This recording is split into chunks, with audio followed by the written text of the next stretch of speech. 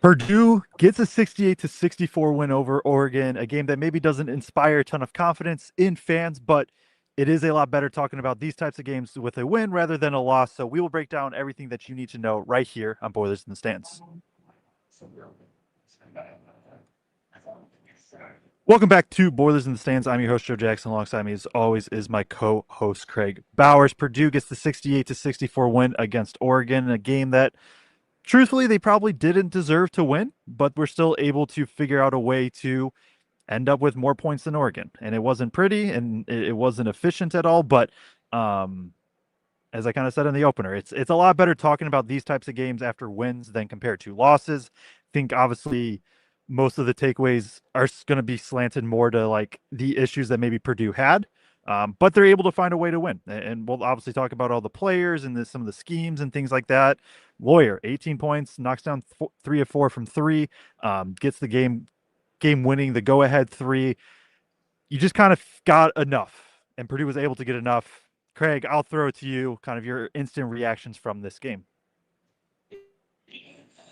Yeah, I mean, I think obviously after those three losses, as a Purdue fan, you were hoping for two get right games, And if you watched our preview show, it felt like that's what both of these games were. Games that Purdue should be able to come out and dominate from the jump, be able to kind of get back to feeling good, getting everybody shooting good, playing good team ball again, communicating really well before you kind of go into this really, really tough stretch that's going to see them go to Nebraska, go to Iowa, get Michigan at home, get Michigan State at home over the next however long coming up here. And you didn't get that today. You just didn't, obviously. That would have been nice. Would have loved to have seen that. There's still some things, obviously, that you'd like to see Purdue improve on as they head into this stretch. It is a little bit amusing to me that like a week ago, the whole narrative was we can't win because Lawyer's not playing good enough ball. And in the last two games, well, we would have won the last game either way. But this game, like, there's no way Purdue wins this game without Fletcher Lawyer shooting the way he does. And the narrative just completely flips really quickly. But, I think I told you, as we did the last preview show, I kind of dug into the four losses trying to look for common themes. And you could find little connections between two losses, but not across all four losses. But one of those connections between two of the losses is the only two games that Purdue shot under 30% from three this year, they lost. They could not find another way to win. We've seen Purdue teams in the past still be able to figure out ways to win, even though this is predominantly a jump shooting team. If they're not hitting from outside, still be able to figure it out. And we hadn't seen that yet this year because they lost both of those games. So if there's any like silver lining at all to this game, you're looking at it and saying, okay, Purdue shot 27.8 from three, and they still figured out a way to come out on top. That's really about the only silver lining for me outside of, Fletcher's shooting in this one particularly. But there's some things that got to change. And one of the most shocking things to me, Joe, is in close games, either at the close of halves or close of end of games, that for a team with this much experience and senior leadership, the lack of composure at times and turnovers or bad shots or just breakdowns defensively in critical moments is just, it's kind of jarring to me to see because you just wouldn't expect that out of this group. Yeah, I'm with you there. And it's unfortunately become a common theme across games for Purdue, it seems like. And for me, like today felt like Purdue just expected Oregon to roll over at some points. Like I just like in the scale of being fully locked in and not at all, like it just felt like Purdue wasn't there like that much. Like it felt like a game that they were largely kind of disinterested in for long stretches of the game. You have some very uncharacteristic turnovers. Guys can't, make shots. The defense was at times very good. At other times there was some definite slip ups. I don't. It was just a really weird game where this is just not what you expect from this team. Like you said, given just how much experience that this roster has, I do think like I'm thinking back to preseason, and I do remember talking a bit about like, is there going to be this slump at some point late in the season, like purely just because these guys have been through it so much. And it's not an excuse and it's not like a reason why it can happen. But at the same time, like I can on the outside, like from a fan's point, it's very easy to just be like, why, like these teams should just be locked in for every single game. Like it doesn't matter. I think trying to look from like the human emotional standpoint, I can understand how a game that's what 100 and game 120 or something like that for Braden Lawyer, TKR, etc. Like for them to not be able to fully get up for a early tip home game against a struggling Oregon team. But at the same time, Purdue doesn't have the luxury to kind of be able to do that, right? They put themselves in this hole where you lose three straight, you kind of lose that luxury to have a game like this and it just be a one off. Instead, now it's a all right, Purdue just still has problems, and so it's just something that they're going to have to fight through. Like we'll do the Nebraska preview in a bit in that too. The big question is just going to be: does Purdue somehow have this switch where they can just flip it on against these top tier teams that they're going to get back into? It's just really, really surprising to see. Now to flip and put out my little bit of optimistic view that I'm sure there won't be a ton of, but Purdue was just atrocious offensively. Like they were terrible offensively, uncharacteristic mistakes, guys not named, guys not in the big three couldn't make shots. Like 5 of 18 from three as a team, 3 of 4 from Lawyer. So the rest of the team was what 2 of 14 from three. The Braden Britt knocks down one and Benner knocked down the one in the corner. Guys are missing wide open looks. Uncharacteristic passing from Braden Smith with 6 turnovers, I think. You get hit and miss from TKR looks like just and defensively like just randomly allowing some offensive rebounds that shouldn't happen and things like that. And they still were able to win. So like honest, like the defense was far from perfect. I'm not gonna sit here and say like, oh, the defense is good because there was definitely some mistakes, and Oregon also at times couldn't fully take advantage, like maybe in Illinois or some other teams. But at the same time, like if I expect one side of the ball to just like randomly return to top tier form after a bad game, it is the offensive side of the ball. And to me, like if they lost this game, it was 80% fault of the offense in this one. Um, like I said, defense wasn't perfect. I'm not gonna sit here and try to say that, but it really did just feel like. I mean, I'll look at the numbers. They're updated in KenPom. Purdue's third worst offensive performance of the season, only better than USC and Iowa State's. So like, it's concerning that the offense is dropping as much as it is because that was supposed to be just the superpower of this team. Like this team was never supposed to be a top 20 defense. They were supposed to be a top 25, 30, 35 with like one of the greatest offenses ever. And it's starting to slip and against better teams, that margin of error is going to quickly go away. And that's where you can end up with some losses. So longer opening statement. I'll throw it back to you, Kraig. I know I kind of rambled. If you had anything you wanted to hit on, if not, we can keep the show rolling. Well, there's a couple things I do want to point out, and then I want to kind of pitch a question back to you that has been talked about since before the season started, when people were kind of questioning on the outside, some of the acquisitions in the transfer portal and whatnot, and it's continued to be brought up at different times. It kind of goes away when Purdue's rolling and winning and looking really good offensively, and it always kind of comes back up when it looks like they're struggling on that end of the court, which hasn't been that many times, to be honest. But nonetheless, a couple of things real quick. I know we're going to get into team stats here in a little bit, but one of the things I've lamented a little bit on this team is when you have to find other ways to win games when you're not shooting the ball. And make no doubt about it, this is a jump shooting team. And for this team to make a deep run in the NCAA tournament, they're going to need everybody shooting the ball well. And that means CJ and Jakari and Benter and Meyer, everybody else, not just Braden and Fletch from the outside. This team, like you said, is an offensive-minded team. Thought they could be the best offense in the history of NCAA basketball, which they were for a really short amount of time, but they're going to have to be shooting the ball well. But when they aren't, one way that you win basketball games is you get to the free throw line. And I've kind of lamented all year, like our free throw attempts per shot attempt are really, really low this year. And it's just so strange for a Purdue team. And we know why, right? Because they're a jump shooting team, and because our best post player takes a bunch of floaters from 8 foot out. But in this specific game, this is the most free throws they attempted all year long. And I don't think it's a coincidence. They figured out how to win a game where they shot under 30% from three. and they got to the foul line as much as they did today. I honestly thought a lot of that. I don't know if we have access to the stats of fouls drawn, but I thought Jacobsen did a pretty nice job of kind of creating some contact, fighting for rebounds, a couple times shots. It feels like he got fouled 4 or 5 times in that second half. Maybe not quite that many, but it feels like he contributed in that way. I know we're going to talk about how well we thought Jacobsen played later on. Um, but that's one thing. The other thing to me is this is the second most turnovers, other than the Iowa State game, that Purdue's had on the year. Now, they've had a couple of games where they were at 14, but a lot of those were critical and down the stretch. And I think that's one reason this game was close. And on the free throw side of things, one reason they were able to pull this out. Now, where I want to flip this back to you, Joe, and I'm sure you know where I'm going with this question, but there's been a I'm lot of going to be talk honest. about the I have space. no idea where you're going with this. Okay.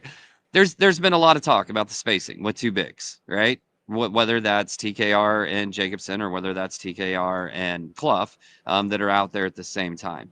It was very noticeable to me at the beginning of this game that they like went to Cluff multiple times with Cluff being in the short roll and like TK was spaced way far out on the wing almost in those situations. So it looked like even they were trying to kind of address and like find ways to create a little bit more space. When everybody's hitting from outside, when CJ's hitting from outside, Jakari, Benner, Meyer, everybody else, and Fletch and Braden are going, I think it solves a lot of those spacing issues because those defenders can't dig down, right? On the bigs near as much. But in a game like this, I do think sometimes we see that spacing become a concern because they start to sag off more and more just naturally defensively to help on bigs. In your mind, like is there a concern? Is it situational concerns? Is it big picture concerns? Does Jacobsen at times look better around TK just in terms of a fit out there like we saw Painter go to down the stretch in this game? Just kind of your general thoughts overall on that. Like, I still don't think the spacing is a gigantic concern for me. Obviously, there are pockets where it can cause some issues, specifically when Purdue is trying to post up. But even then, like, right, TKR still, for the most part, got to kind of the spots, some of the spots that he wanted, right? If TKR was wanting to get all the way to the rim consistently, then it could maybe be a little bit more. If Braden wanted to get all the way to the rim consistently, maybe there could be a little bit more concern. But that's just not kind of who they are. Like you said, right? This is a jump shooting team, ton of mid range. They're 350th in the country in average 2 point attempt distance, like how far away they take their twos from the rim. So, like, I like, I don't know, spacing's just been a topic for me. I've really been trying to think about this year because I think when people say spacing, they mean like 5 out, shooters everywhere, etc. And like I just don't think that's the only way to space. Now, maybe does your margin of error decrease when you do have two bigs or whatever? Like, yes. To me, I think though one way to counter that is offensive rebounding, and that's something that's gone away from Purdue. It's felt like over the last handful of games, probably excluding the Maryland one, which they were just kind of able to overpower. So like I still think overall it's something that Purdue's going to be fine. Like I do just think they will be. I think Braden threw a couple just uncharacteristic passes. Guys passed up open shots multiple times. That's honestly at times more detrimental to than actually missing shots. Like the ball cannot swing from like Smith to CJ to Benner back to like CJ or something, or Meyer or something like that, and the ball not go up. Like one of them's going to be up, and the ball has to go up. Now to get to the Jacobsen parts, the I liked him in this game, and I don't even know if I don't think Purdue even got a lob to him, but he like another thing. People spacing, they're gonna. I think it's all 3 point centric, which obviously that is an element, but like to me, Jacobsen provides vertical spacing, and so what I mean is like you have to be aware of his lob defense if you're a defense, right? You have to be aware of him being able to go up above the rim, catch and finish. Nobody else on this Purdue team is capable of that at all. And so I think him fitting in there, it's not like oh, he can knock down a three, because teams aren't going to respect his 3 point shot at all. It's more of just like he gives this outlet to Braden as like all right, if he gets a half step behind, it's an automatic lob, and now teams have to worry about that, which can kind of to me toy with how they play defensively. Again, we'll talk about Jacobsen. I thought Jacobsen was great in this game. So that's kind of my overall thoughts on spacing. I do honestly think because like Purdue, it would be a bigger concern if Purdue turned the ball over every game. They're 25th in the country in turnover percentage. They've actually turned the ball over less during Big Ten play than non-conference play. This was a bad game, and there are like when we talk about March, you do have to be able to figure things out. But I don't think it's like a major concern to me. Okay. That's a solid answer, but I just wanted to bring it up. I know just seen some chatter about it, seen some stuff in the comments about it, and quite frankly, this is the first time in the year where I found myself really questioning it at some point in times, just because of like I said, I don't think the offense is the issue. Are there times, within specific games or specific stretches of games, sure, but like this is still one of the better offenses in the country. I think that more the issue tends to be on the defensive side of the ball, and today it was on the offensive side of the ball, like you pointed out. But I think really this is, had they lost this game, this would have been the first game all year where I really felt like you could have put blame on the offense personally. Yeah, no, it was. To me, it was pretty much like I said. The defense was not perfect, far from perfect, but yeah, like I thought the offense and like it's just some simple things. Guys not knock down shots, not crashing the offensive glass as much, some uncharacteristic turnovers. Like it's just I don't know. It all piles onto one another, and yes, Oregon's bad, but Purdue's still able to at least get the win. I know that's not going to be the highlight, but like at least they were able to figure that out, like you said. And the free throws was a good call. I didn't even kind of notice the free throw rate being as high as it was until you pointed it out. So good call there. You got anything else from opening stuff like that? We can get to some stats and stuff. Let's get into If team not, stats, and I think more of that stuff will just keep coming out as we go. all right, let's do it there. And since it's here, that means I can't read and have to pull it up elsewhere. So on the game, Purdue goes 22 of 47 overall, 5 of 18 from three, 28%. Do you go 19 of 25 from the free throw line, 76%. Oregon, 5 of 25 from three, 20%. 11 to 16 from the free throw line, with 10 of 14 being from Biddle. Purdue wins rebounding 32 to 28, 8 to 7 offensive, 9 to 7 second chance points, 30 paint points for Oregon compared to 24 for Purdue, 9 fast break to 7 for Oregon to Purdue, 12 steals for Oregon compared to 5 in that court, but there's 13 turnovers for Oregon, 14 for Purdue. So 12 of Purdue's 14 turnovers were live ball turnovers. Only nine fast break points. So from Oregon, so there is that part too. I'll throw it to you though, where you kind of want to, whatever you want to hit on. Yeah, I mean, obviously, like the 3-point shooting is going to jump out to everybody, right? The fact that it's under 30% and that struggle. They do shoot. I know there was a lot of conversation about missed bunnies and whatnot. They still end up shooting around 59% from two today. So not horrendous from that standpoint, not as good as it could be, but not terrible. But we'd kind of talked about coming into this game that like, if you gave up second chance points to this Oregon team, that was the one thing they were doing relatively well. And I think the other thing we got to get off of our chest here real quick is like this Oregon team is significantly better with Biddle. Like this team that we've been talking about in terms of how bad they've been analytically and everything else over the last month or so, and the bulk of Big Ten season has been without Biddle. Now, they weren't great before that, and they've been underperforming. Obviously, they're without Shellstad too, but Biddle changes his dynamic in terms of how good this team can be, and he's still one of the best bigs in the Big Ten when he is healthy. So I do think that changes things. But it felt like, I think we talked about in the preview, like you really wanted to see Purdue win by more of a margin than this from a rebounding standpoint, just to kind of hold them off, because you know that's kind of one thing that Oregon can do well. Now they only get 7 second chance points in the end, but it still felt like Purdue could have done a better job on the rebounding standpoint. I know they won it. It felt like they should have won it by more. Points in the paint is a little bit concerning to me. There was a stretch there. I didn't think they were bad for the whole game, but there was a stretch where I thought Oregon was doing a good job with dribble penetration, and it was getting Purdue out of rotation, and they were getting some shots on the rim as well. I guess those, other than what I've already talked about, which is the really high free throw rate today being a plot, a positive. The only other thing I have from a team standpoint. Yeah, I think you kind of covered it all. To be honest, I don't have a whole lot from a team oriented standpoint. besides that. So we can kind of jump into some of the player breakdowns if you want to take it there. We can throw out the rotation first, and that'll kind of segue us over. I do think like, and I'm sure people will be like, they'll be mad that I say this because Purdue only won by 4, but like I thought Painter did well with the rotation today.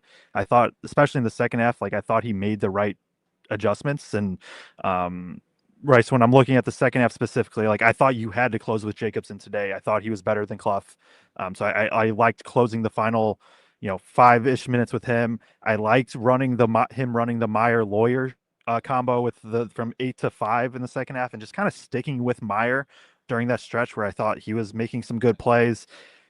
But then at the same time, like understood, I think right around that 5 minute mark where, right, he subs back and CJ, I think kind of understanding you probably squeezed all the juice you could out of the Meyer Lawyer combo at that point. Like it was at that point, you were playing with fire, probably with keeping Meyer in. So then closing back with CJ, who, right, offensively didn't have a great game, but still, I think he's somebody you can at least rely on defensively. So I don't know if you have anything in terms of the rotation, but I did want to call that out because I do think in a game like this, like to me, Painter made the right calls with the lineups to figure out who were the best five to be on the floor, even if you wouldn't necessarily say 5 players were playing great today.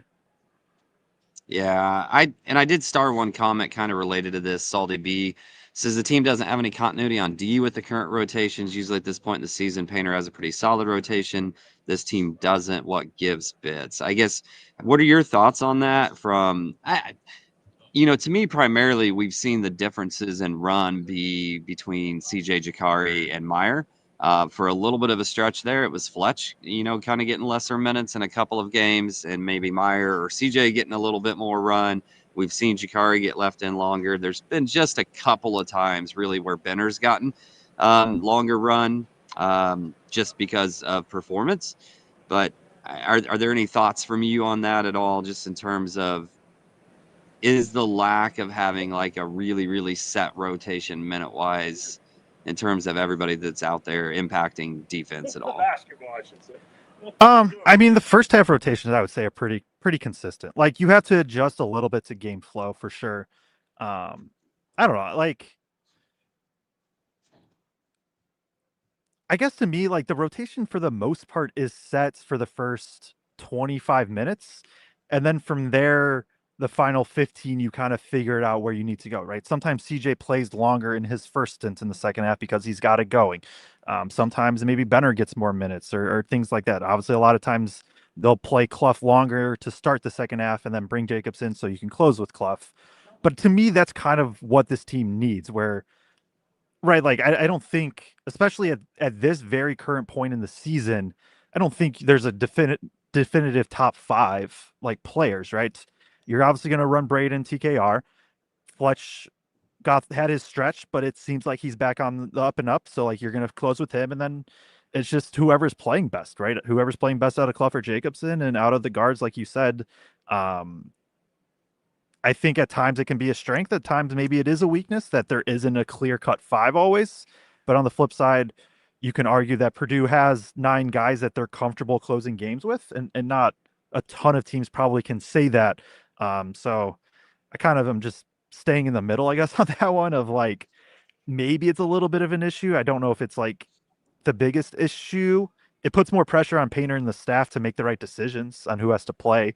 And in theory, you would like to not have to do that. But that's kind of my thoughts, I guess, on it. Okay. I don't really have anything else rotation rise other than I'm with you. I thought it was a really smart decision to leave Meyer in there. I thought Meyer kind of gave a bump, gave a boost. He gets that steal and that nice little finish with the pass behind the back that was going to be my play of the game until more things happened down the stretch. And it turned out this was actually a close game. He did have, I think he was involved in that one mix up top where Lynn hits a 3 because like both players just left him. It was Is that right? back to back plays. Him and Benter weren't on the same page of whether Oregon was running like their handoff or whatever on the weak side. It was for Lynn and I don't like, I truly do not know if it was on Benter or Meyer. between should it have been a high hedge or a switch. First time Benner thought it was a switch and was going to or no, first time Benner thought it was a high hedge, so he went back, but Meyer thought it was a switch. Second time, then like Meyer thought it was. I don't. They like flipped. It was back to back plays where both of them just weren't on the same page. I don't know the exact call, but Mhm. it was those two involved in it.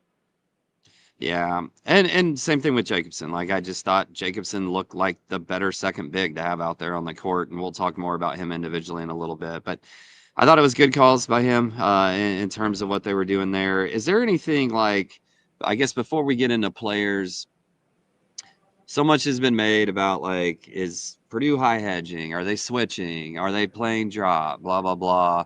I guess as you were watching this game, what did you see in terms of the way Purdue was trying to defend from a scheme wise, and was it working? Yeah, I mean, again, I will preface this by saying, like, I don't think it was a perfect defensive game for Purdue by any means. I think it was better. I don't think it was A plus, right? Against Illinois, like they lose this game, right? Or maybe not Illinois is not the best example because of how well they've been playing, but the IU, the UCLA's, like though, like Purdue probably loses this game to those teams. But it felt like so it was still pretty much high hedge. There was way more of an emphasis. It felt like from the bigs to get back to Biddle rather than stay on the guard. There was also a couple times where do I have a marker? Let's go. I thought I always leave one, but I wasn't sure. There was a couple times too. It felt like where, um, right with so this is Oregon, kind of just their pick and roll game, right? So it's here. This big's gonna hedge out, and this big's gonna pop here. Basically, it felt like a couple times where if this big got caught, what would happen then? So we'll say Oregon something like this. This defender is here. Is like this guy would come up and have to like defend on the roll or the pop. And so there's a couple times that happened that I thought they did a pretty good job of being able to close out on. It felt to me like right Biddle. I mean, Biddle's just really good. Like we talked about it in the preseason. At his peak, he's like a top 5, 10 player in the entire conference. Um, and so right, some to me like a lot of it was just like Biddle did a good job in the post and he drew a bunch of contact and there were some times where like Wisconsin or not Wisconsin, geez, Oregon was running the pin downs like some weak side pin down stuff or they'd set some back screens and Purdue got lost a little bit on that. But overall, it was a lot of high hedge, just the I would say pretty normal stuff from Purdue. Like this to me, the defense wasn't too much different than like against UCLA, etc. Except for maybe, like I said, even a little bit more emphasis of really helping onto the pick and pop with Biddle. But Oregon's guards are nowhere near IU's guards or UCLA's Yeah. guards. So there is right. I think a lot of times it can get lost with fans, like the nuance of like right. You get so result oriented that it becomes they missed shots. It was good defense. They made shots. It was bad. Like I still hold with like the Illinois. Like I don't know if you could have come up with a much better game plan. Illinois just beat it. And so then on this one too, there's a little bit of like Purdue's defense was better. Purdue's defense also got bailed out a few times, it felt like, which some missed shots. So I do think it was better than what we've seen in recent memory though. Yeah, I thought it was like really obvious that the big was exiting that hedge to get over like back to Biddle faster, real early on in this game. It Yeah. just felt like they were leaving it quicker. I did have to laugh because like I think it was the first play of the game they hit a corner three, maybe it was the second play of the game, I don't know. But like TK had to run all the way across the court on the closeout, just the way the rotation happened, and the guy drills a three, but like I thought it was a great closeout by Trey. Like he was right there. He had a hand up as much as he could, like covered a lot of ground to get over there. And then, I heard some like around us, like, oh, here we go again, like bad words. I was like, that was like, sometimes they just hit the shot, right? It's something the painter says a lot of times too, is like, don't forget the other team's trying to beat us, right? And like, sometimes they're going to out scheme your scheme. And sometimes guys are just going to hit shots, even if the defense was pretty good. So it happens.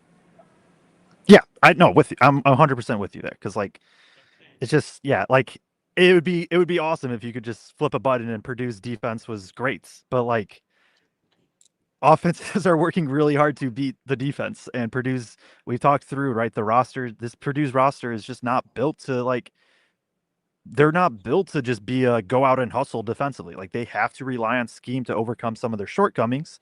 And that's where relating back to this game, the trade-off is you are just more skilled than every other team offensively, maybe except for Illinois, right, in the country. And when that offense isn't there, now you're in a bind because you have more skill, less athleticism. If the skill isn't showing, then where are you going to go defensively? And that's kind of how you get into these spots. But again, Purdue's defense, I do think was better today than what it's been. But they're going to have a very tough test against Nebraska coming up. So, did you have any other high level stuff you kind of wanted to hit through?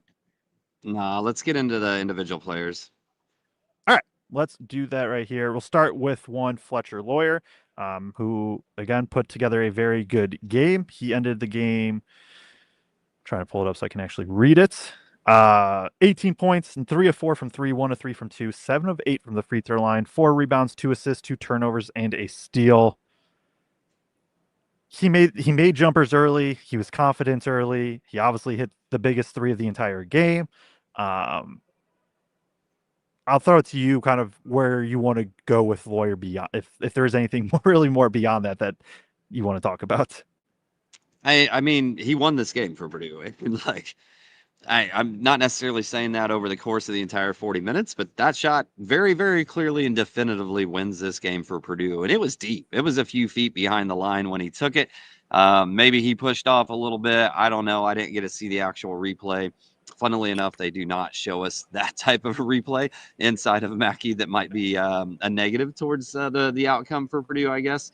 But he hits it. He hits it in a critical moment when a lot of guys were making mistakes in critical moments. Now, a little bit earlier, he dribbled the ball off his foot with some pressure on him that gives them the ball in that stretch where I think Purdue turned the ball over 3 plays out of 4 in that specific stretch, which was one of those examples in terms of lack of composure. But I thought Fletch was pretty good in this game offensively in a game where most about everybody was really struggling offensively. And it just makes me smile a little bit again that Fletch was getting so much crap for, 3-week stretch there. And he's been really good the last 2 games. And like Purdue does not win this game without Fletcher Lawyer getting, major minutes in this one specifically.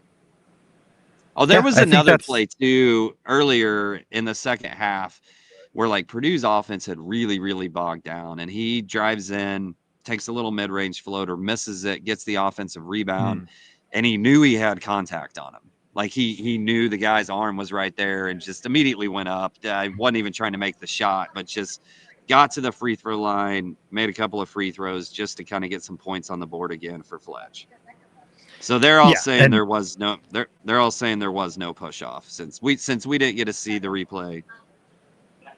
I'm we'll assuming we'll they take did. you So we'll take the fans' words. I'm sure very unbiased opinions. I'm joking. I do think people would probably say if it actually was a push off and Lawyer got away with it. But yeah, like it's just good to see him knock down shots, be the leader of this team in a moment where they needed one.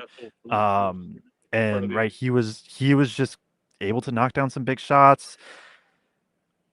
Even like, and we might talk about this play later. Like, Lawyer was the one that got the rebound against 2 7-footers off the missed free throw with 7 seconds left from that the where Oregon could have got an offensive rebound.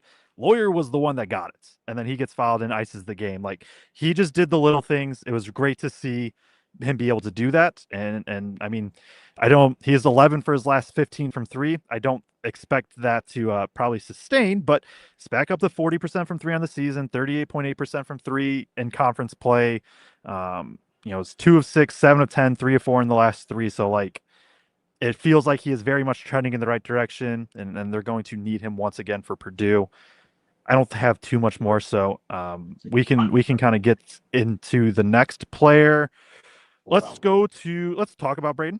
I think where we can hit on next. 13 points, 4 of 8 from 2, 1 of 4 from 3, 2 of 3 from the free throw line, 4 rebounds, 4 assists, 6 turnovers, and a steal. I mean, the shot making to begin was insane. Like it was absurd. And then it kind of just went away. I do think some of the length bothered him once again today, where right he had 6'9" on him, and in the gaps was like 6'10" and 6'5" and 6'8". I do think that contributed to some of the turnovers that he had. It just wasn't. I don't know. It was just a weird Smith game where it's like I understand he still had 13, 4, and 4. Like that's still a pure good a solid stat line at its core, but like for Braden Smith standards, it just was a really weird one where it just felt like he wasn't comfortable, and it was just really honestly was just uncharacteristic in the second half. Yeah, I mean, let's not sugarcoat it. The second half was bad. I mean, it Yeah. was bad. He was 1 of 6 from the field, 0 of 1 from three. Did have 3 rebounds in there. Or no, I'm sorry. They don't break rebounds down by half, but Yeah, no, he had did 3 in the have second half and one okay, assist and and 5 turnovers. five turnovers in the second half. And somebody did ask a question just a minute ago. I'm not sure if I started or not. I think I did. Um, yeah, I did.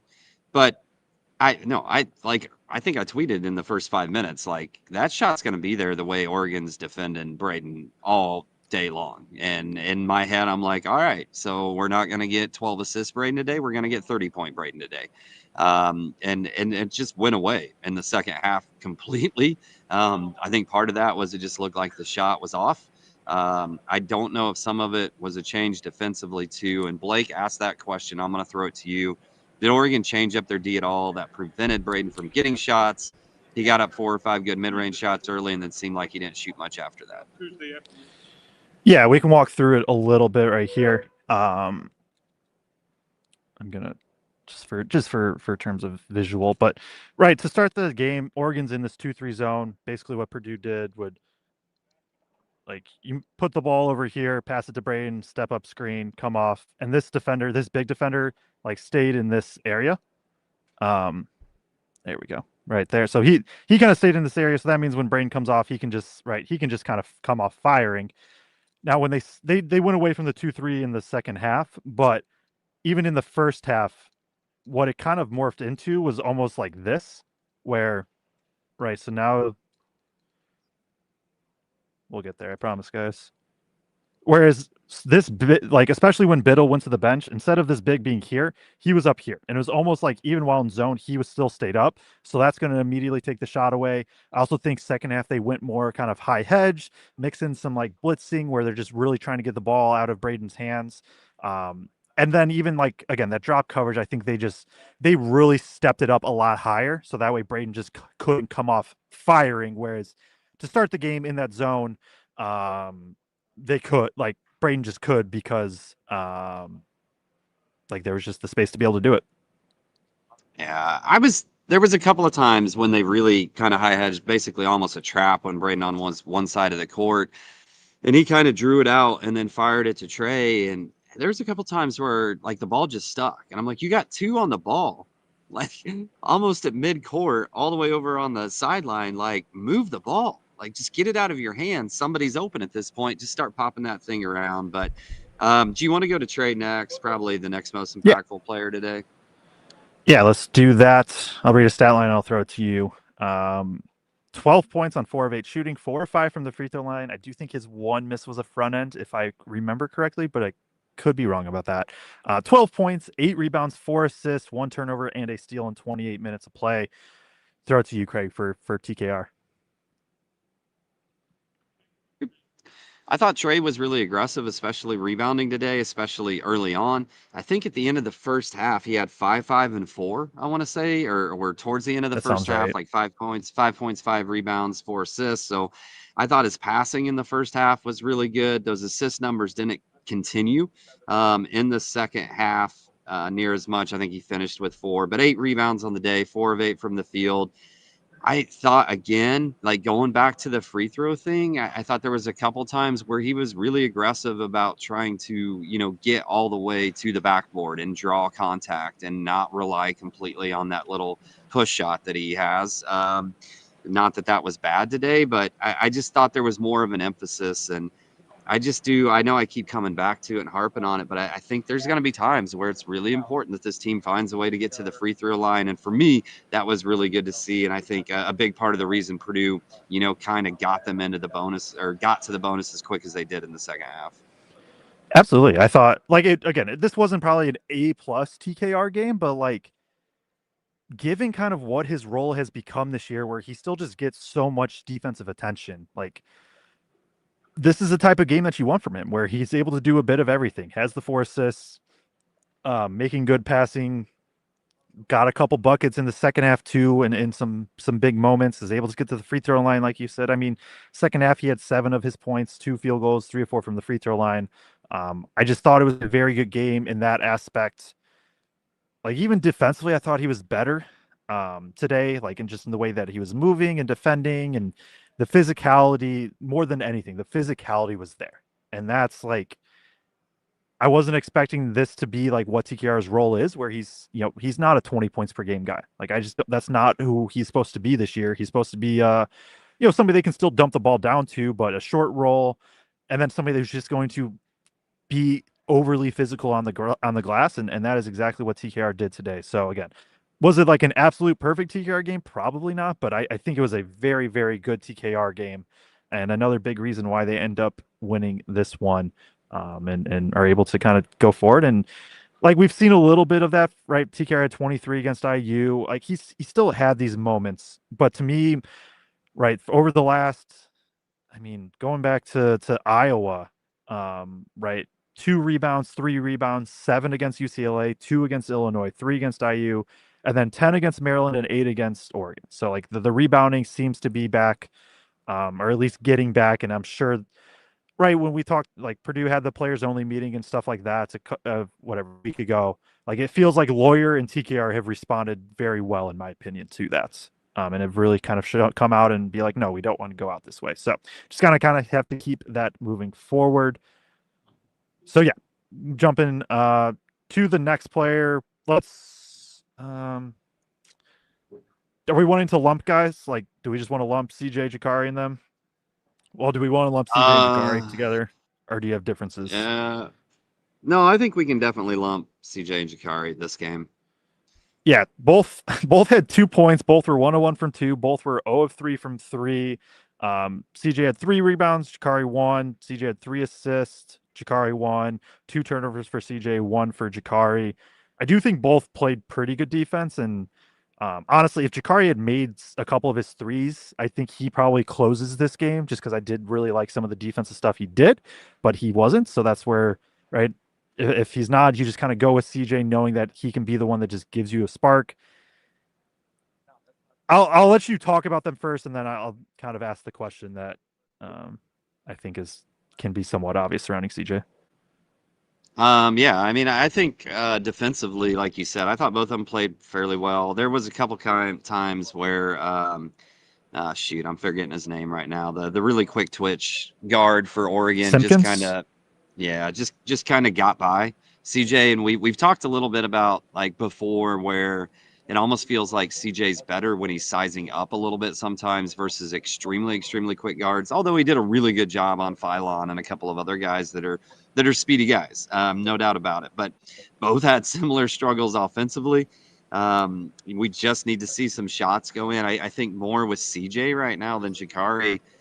In terms of recent games, Jakari did have a couple of plays today where it just looked like minor mental mistakes on the offensive end. He kind of lets the ball, although Smith did fire that thing about 150 miles an hour, like smoke through his hands. And I forget what the other play was. That also just seemed like a little mental mistake. But we just need to see the ball go through for CJ again. And like it's just so weird for me because he's been the guy, we talk a lot about, are you a good shooter on high volume or are you a good shooter on short volume, small volume?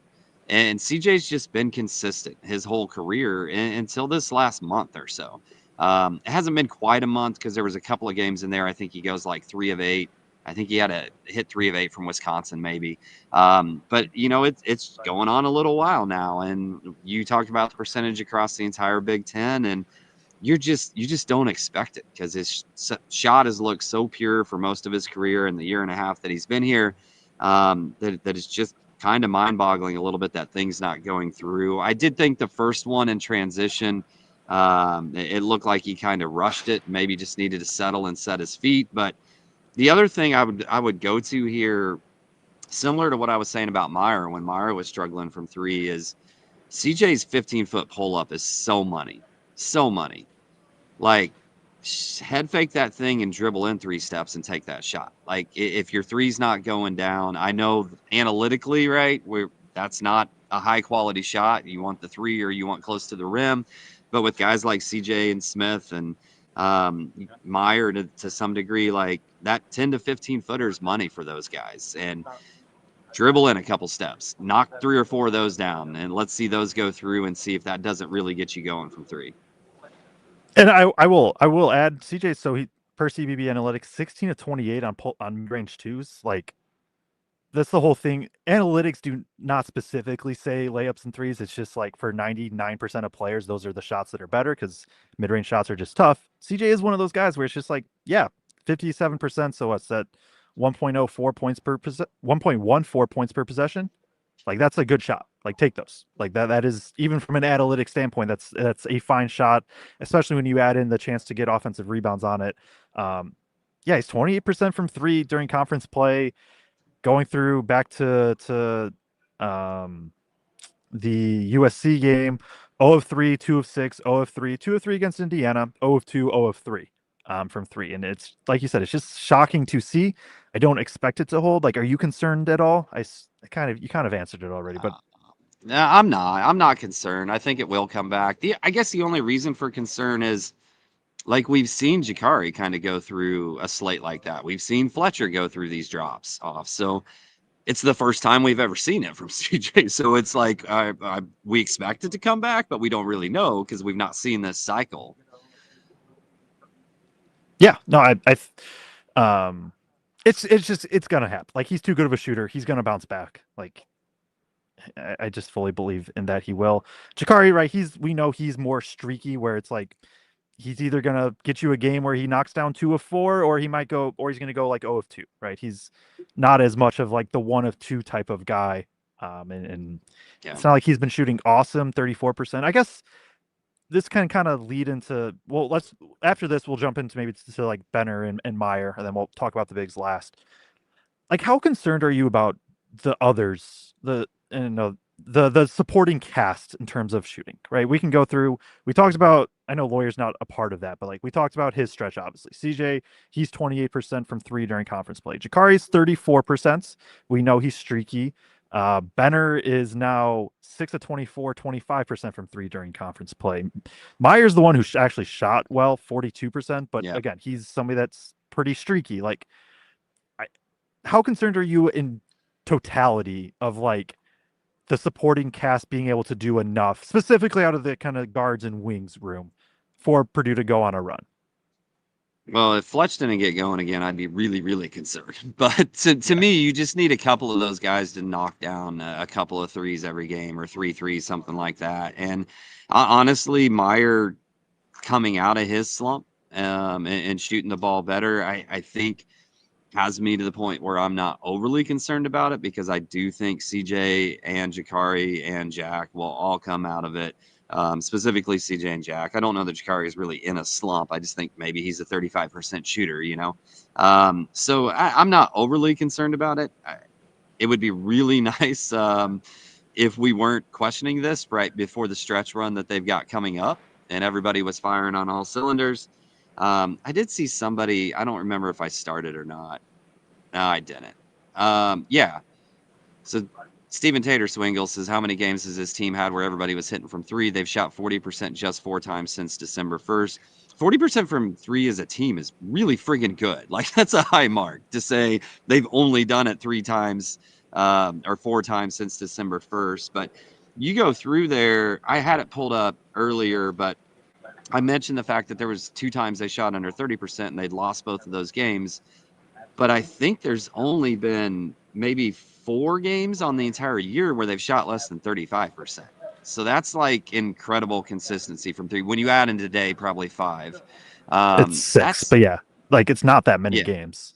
it's not that many games at all. If you're shooting between 35% and 40% so that your season average is 37 and a half, 38, like you're a really good 3-point shooting team. So I'm still not overly worried about it at this point.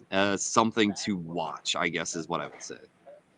I think that's where I'm at too. Like when there's just the depth of right, I think we would all call CJ and Benner like very good shooters overall. And then we would call Jakari and Meyer streaky shooters. Like when you have the depth of that, at some point it's going to pop through, and there's going to be at some point a game where it does all connect, and hopefully it's like the Final Four or Elite Eight or something. Like hopefully that's the game where it just kind of all connects. I think that can take us though to Meyer in this one. Or let's go to Benner first because I don't know if there's as much. 5 points. I didn't pull up the stats. I got to do that. 5 points for Benner, 1 of 1 from two, 1 of 2 from three, one offensive rebound, a steal in 12 minutes, drew 2 charges. To me, it was just, it was a Benner game. He was able to knock down a three. He fought defensively, got 12 minutes. I don't know if you necessarily wanted to play him more, but it's one of those where, like, he definitely made a couple good plays, had a couple bad plays. He's the ninth man. Like, that's kind of like a solid game for a ninth man. Yeah, he had the one turnover, right? If I remember right, where it was just kind of a bad pass. Did he have a turnover? He did not He have a doesn't turnover. have one, Never but it mind. could I'm be thinking. documented on the other person. Yeah, it could be. I thought Jack was pretty darn good in this game. Obviously, he only puts up 2 3 attempts, goes 1 of 2. He finishes in transition, gets contact in that really nice pass from Meyer. But like, I thought Jack was really good defensively today. Am I giving him too much credit for what he's doing out there? I know a lot of it right now is just being really, really try hard. But like, I thought he was pretty solid in his minutes out there on D. Yeah, like Benner's gonna fight. He's gonna fight, regardless of shots going down. He's playing the 3 or the 4. He's going up against a 6'5" or a 7-footer. Like he's just gonna fight, and that's what he does. And Purdue needs it off the bench, to be honest. Like they need that, and he does bring that. And right, that's why we're not gonna talk for 10 minutes about Benner every game, but he's gonna kind of just give you that baseline, regardless of whether shots are going in or not. Then that brings us, I would say, to Meyer. And it's not like Meyer put up an insane stat line, and he only played 13 minutes. 4 points on 1 of 1 from two, 0 of 2 from three, 2 of 3 from the free throw line, 2 rebounds, an assist, and a steal. I just thought I thought the defensive rotations were very consistent and good from him. Aside from those 2 plays where I don't know if it was on him or Benter, or probably a mix, to be honest.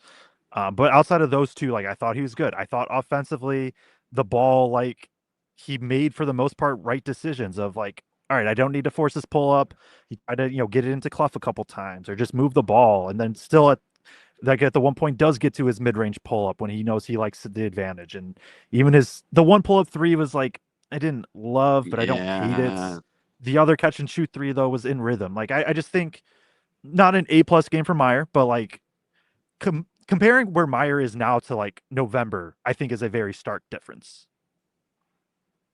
Yes, 100%. And he did have like I said, a couple of miscommunications. Not sure if it was directly on him or not on him. I think somebody said in the chat that, like, whoever the other player was, you mentioned it earlier, got yelled Benner. at for, yeah, Benner got yelled at for switching the one time, and then the next time they didn't, or like, I don't know, like basically Yeah. overcorrected the other direction in the second wave, whatever it may be. But um, I feel like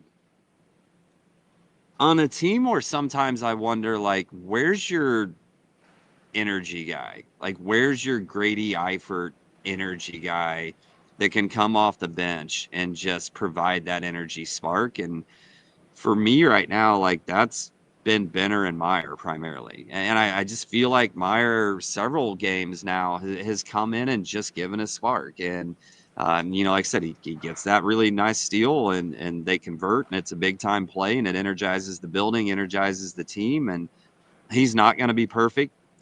He is a freshman trying to learn defense, same way Jack is. There's going to be some miscommunications at times, and still kind of figuring out like what's the good shot for me to take at certain times. But I've just been really impressed with the energy he brings in general when he comes in lately. And like Painter ran with him at the end Yeah, for and a long time. like For a I mean, long time. yeah, no, and I think we both called it out. Like that was to us, at least that was the right decision. Of you just kind of ride with that and see what it can give you. And I think that's a good call out that Meyer and Benter, they are the energy guys on this team. Now, is that does that a testament to the rest of the roster that the 2 freshmen? I know Benner's a red shirt, but like the 2 freshmen have to be the energy guys. Maybe you could pick at that a little bit, but that's kind of where Purdue is at. Scanning through. So, okay, so we've talked through everybody but the bigs, and we can kind of let's just lump them together, but obviously we can hit on them a little bit more in depth individually while talking about them. Cluff, 3 points on 1 of 3 shooting, 1 of 2 from the free throw line, 2 rebounds, 2 turnovers in 20 minutes. Jacobsen, 9 points on 3 of 3 shooting, 3 of 3 from the free throw line, and 4 rebounds in 20 minutes as well. I'll throw it to you first, and kind of let you talk about just wherever you want to go between the two. Yeah, no, I thought Jacobsen was good, and I thought he was easily the second best big out there on the court today. And he did have a lob, by the way. Fletcher threw it to him, where he Oh got the yeah. alley oop and one dunk in this game. But I thought he battled rebounding pretty well in this game. I think that ended up leading to a foul or two called that again got us to the bonus quicker. I thought when he hits that little hook shot, he didn't panic and rush like he sometimes did. Just kind of operated with some patience and really, I thought there were several times he kind of got trapped out a little bit further out on the perimeter, and a 4 or 3 tried to take him off the dribble. And I thought he was pretty mobile and still contested shots.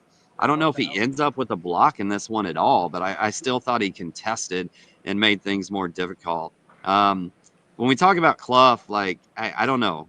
This was not Oscar Cluff's best game. There were several bunnies that were missed in this one, but the thing that I'm more worried about is like it's been January 3rd since he's had a double-digit rebound game. And before that, it had been since December 13th. And we saw him get double-digit rebounds against Texas Tech, Alabama, Minnesota, Marquette. And it's like, where is the dominant rebounder that was there in November and part of December? Like where has that gone? That's so. I'll start with Cluff then too. I think this was Cluff's worst game of the season, just straight up. Um, I thought he was pretty soft. I thought there was a lack of just you know decisiveness. There was a lot of hesitancy. I didn't think he was super physical. I thought it was his worst game of the season. The only other one I'd argue is maybe the IU game. So two of his two worst games to me have been in the last 3 games.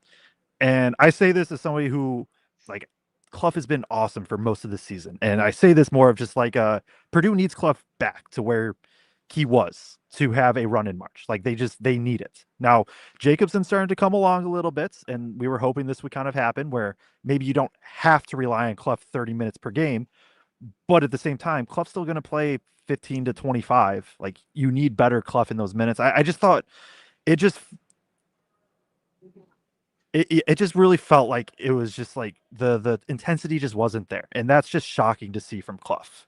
Like even if Cluff, he's maybe not going to show like a ton of emotion, but like when you watch him for every game, you just know he's going to hit guys, he's going to be physical, he's going to battle, and it just felt like we haven't seen that level from him in a little bits, and maybe it is just like a little bit of adjusting to the Big Ten, and it is this grind, and right, we're getting to the little bit of the dog days, so I'm not like, oh, bench Cluff or anything like that. Like, no, Cluff still needs his role and he needs his minutes because Purdue needs Cluff.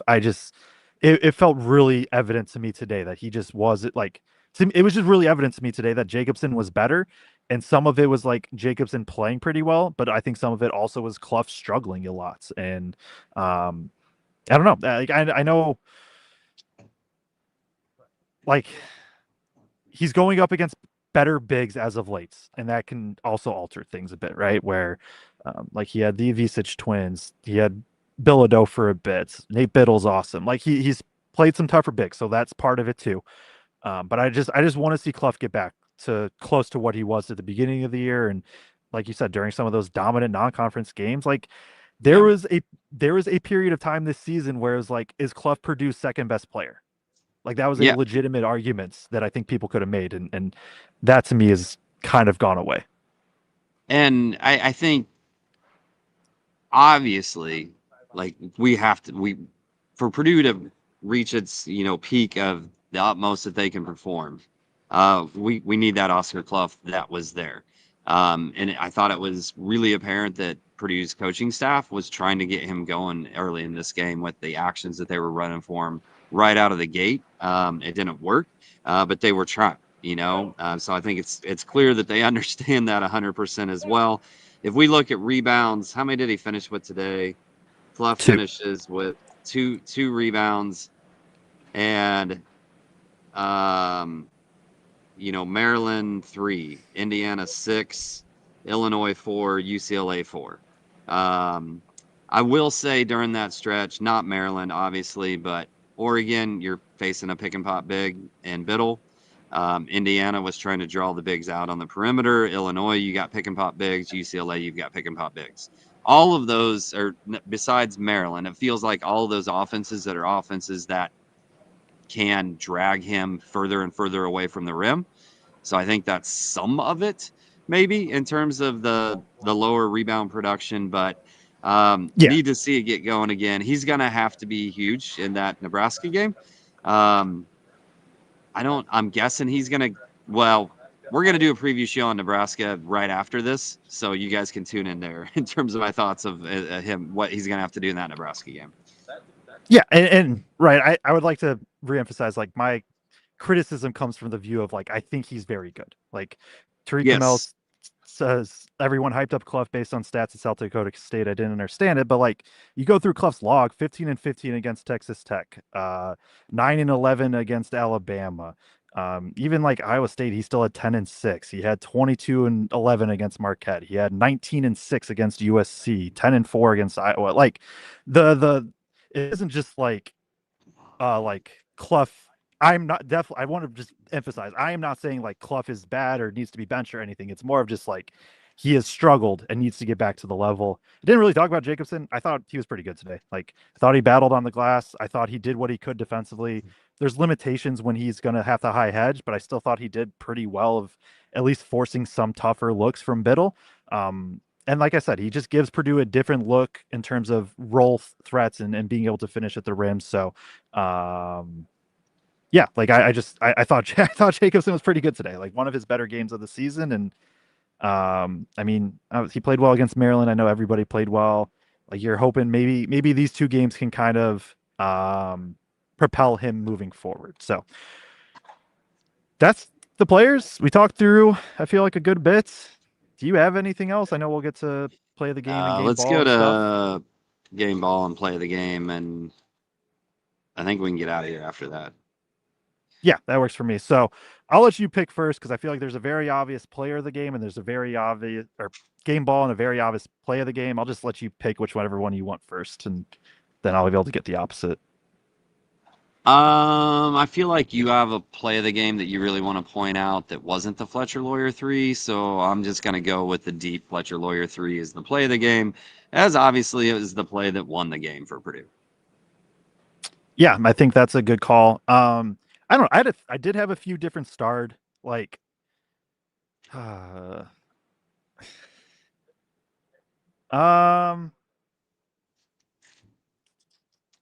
I'll go. Okay.